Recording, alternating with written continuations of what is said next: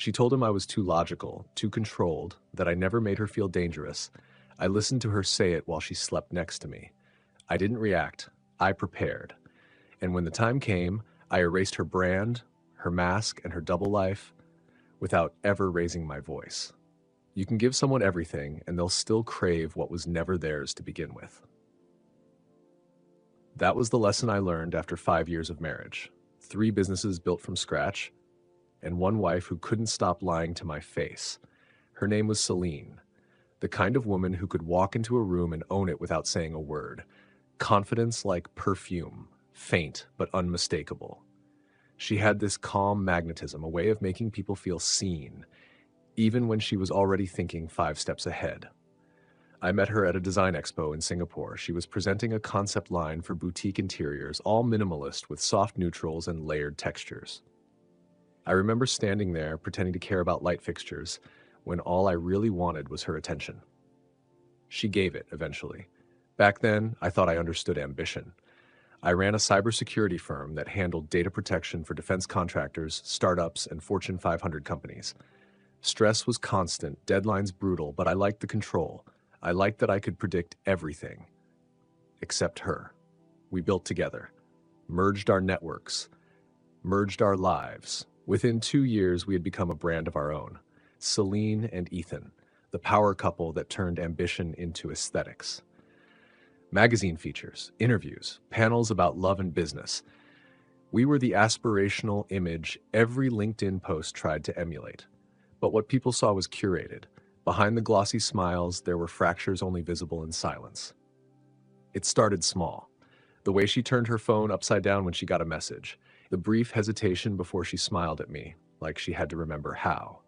Then came the late nights, vendor meetings, partnership dinners, always followed by that faint trace of perfume mixed with something foreign, woodsy, unfamiliar. The night she came home at 2:14 a.m. changed something in me. She tried to be casual, tossed her coat on the chair, kicked off her heels, said she was exhausted, but exhaustion doesn't make you smell like another man's cologne. I didn't say anything. I just watched her. Watched how she avoided my eyes when she said goodnight. Watched how she smiled too quickly when I asked if everything was okay. That was the moment something in me switched off. Not love exactly, but faith. Faith that I was the only one she came home to. I didn't confront her. Not yet. Instead, I did what I was trained to do. I investigated. Quietly, precisely. I cloned her work phone using a SIM data extractor I'd designed years ago. Synced the contents to an encrypted server accessible only through my private VPN. I tracked her calendar, her Uber receipts, her email metadata. I didn't need to hack her heart to see the truth. It was written in timestamps and pixel data. Her pattern emerged in 3 weeks. A man named Luca, younger, charming in a superficial Instagram sort of way. He was a luxury photographer who specialized in emotive branding, whatever that means. He'd shot one of her European campaigns 6 months earlier. Their first messages were professional, then personal, then intimate. He called her C. She called him Light. I listened to voice notes of her whispering things she never said to me anymore. "You make me feel alive," she said once. Another time, "He doesn't see me the way you do. He's too logical, too controlled, and he never made me feel dangerous." He, meaning me. I listened to that message twice. Then I closed the file. I didn't rage. Rage is sloppy. I refined. I gathered everything. Chat logs, photos, payment histories, IP traces. Organized it all like a case file. She didn't know that while she was sleeping beside me, I was building her autopsy. The digital kind. Then I started preparing my exit.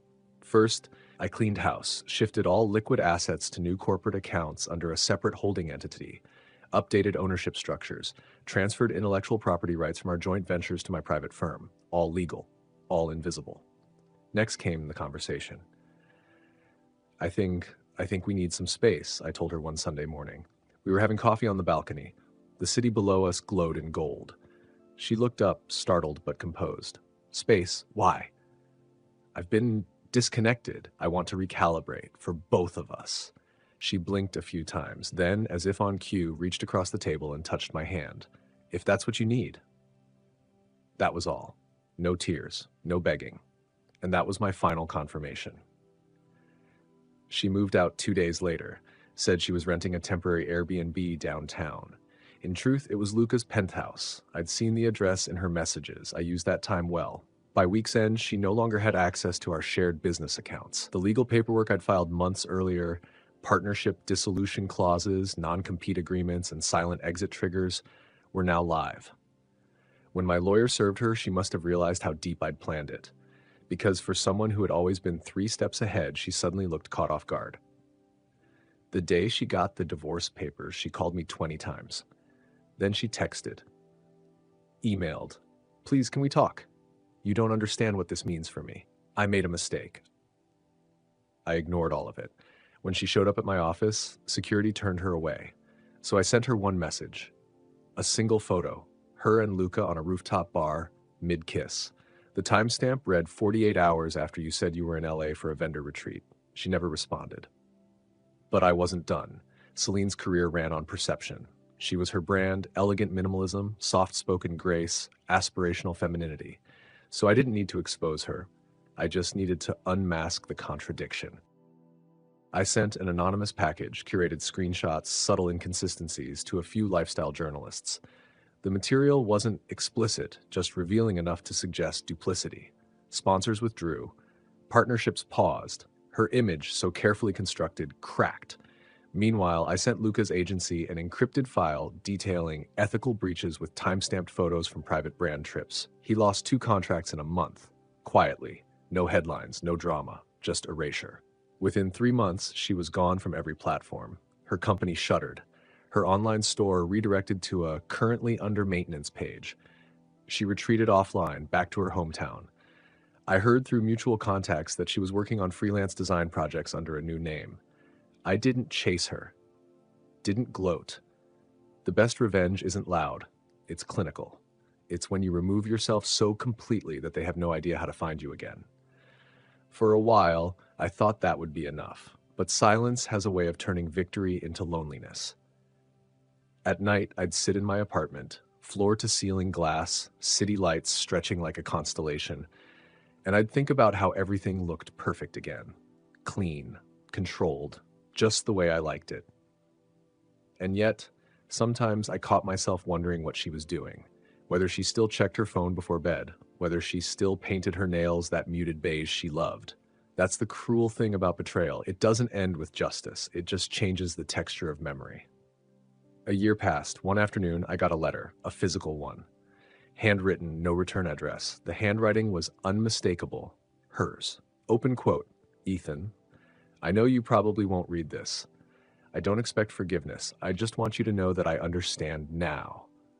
I didn't want more. I wanted to feel something that didn't belong to anyone else. You gave me everything, and I still looked for something to destroy. That's who I was. I'm trying to build again, not for an audience this time, just for myself. If you ever think of me, I hope it's not with anger. See." Close quote. I didn't respond, but I didn't throw it away either. It sits in the drawer beside my bed, unread and reread 100 times. Sometimes I think about how people romanticize destruction, as if betrayal makes you wiser. It doesn't. It just makes you quieter. I used to believe control was power, that precision could save me from pain. But control is only a shield. It doesn't stop you from bleeding. It just hides the wound. I realized that what hurt most wasn't losing her. It was realizing how much of myself I'd built around her reflection. I wasn't just avenging betrayal, I was avenging my own blindness. Now, when people ask why I never remarried, I just smile. I tell them I'm married to my work, that I love my independence. It's partly true. But sometimes when the city goes still and the hum of my servers fades into silence, I imagine another version of us. One where she tells me the truth before I have to find it. One where I listen more and she runs less. Then I shake the thought away, because the past isn't a place you visit. It's a lesson you keep living until it stops hurting. 5 years later, I saw her again, by accident, or fate, if that still means anything.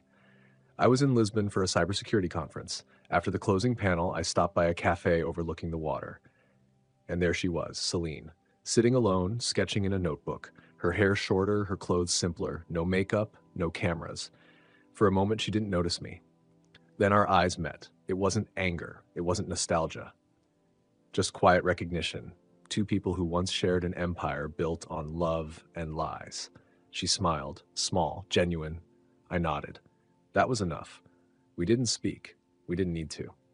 When I left the cafe, I felt something strange, not relief, not regret, something closer to release, because closure isn't about justice. It's about finally walking away without carrying their shadow. I'd given her everything once. She traded it for something fleeting. And in the end, I realized she hadn't taken anything from me that I wasn't already willing to lose. Now I sleep under the same wide windows in silence that feels earned. She gave up trust for the thrill of temporary attention. I gave up love for clarity. And if I had to do it all over again, every discovery, every heartbreak, every calculated move, I'd still make the same choice. Because sometimes peace costs everything you thought you wanted. And that's a price I've learned to pay in full.